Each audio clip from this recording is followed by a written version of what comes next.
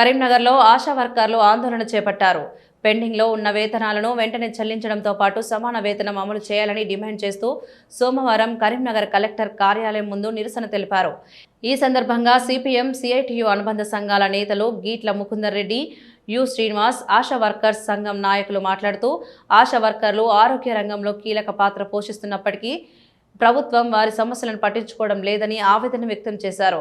నెలల తరబడి వేతనాలు పెండింగ్లో ఉండడం వల్ల ఆశా వర్కర్లు తీవ్ర ఆర్థిక ఇబ్బందులు ఎదుర్కొంటున్నారని తెలిపారు. వెంటనే పెండింగ్ వేతనాలు విడుదల చేయడంతో పాటు ఆశా వర్కర్లకు సమాన వేతనం అమలు చేయాలని, ప్రభుత్వం సమస్యలను వెంటనే పరిష్కరించకపోతే ఆందోళనను మరింత తీవ్రతరం చేస్తామని హెచ్చరించారు.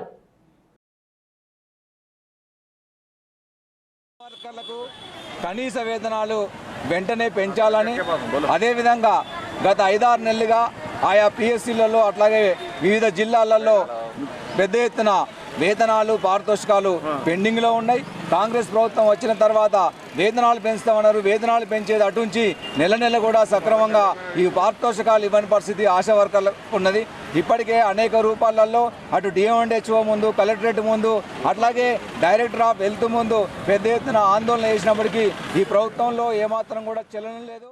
ఈరోజు రాష్ట్ర వ్యాప్త పిలుపులో భాగంగా మన రాష్ట్రంలోని అన్ని జిల్లాల వద్ద కలెక్టరేట్ల వద్ద 2 రోజుల ధర్నా, ఇవాళ రేపు ధర్నాలు, వంట వార్పులు పిలుపునిచ్చింది. అందులో భాగంగానే కరీంనగర్ జిల్లాలోని అన్ని మండలాల నుంచి ఆశా వర్కర్ కథలు రావడం జరిగింది. ఏదైతే బడ్జెట్ సమావేశాలు ఇప్పుడు స్టార్ట్ అయినాయి కాబట్టి బడ్జెట్ సమావేశాలలో ఆశాలకు 18,000 ఫిక్స్డ్ వేతనం నిర్ణయించి ఇవ్వాలని చెప్పేసి, గత సమ్మె సందర్భంగా ఇచ్చిన హామీలు ఇవ్వాలని చెప్పేసి, ఆశాలకు ఉద్యోగ భద్రత, పిఎఫ్, ఈఎస్ఐ సౌకర్యం కల్పించాలని చెప్పేసి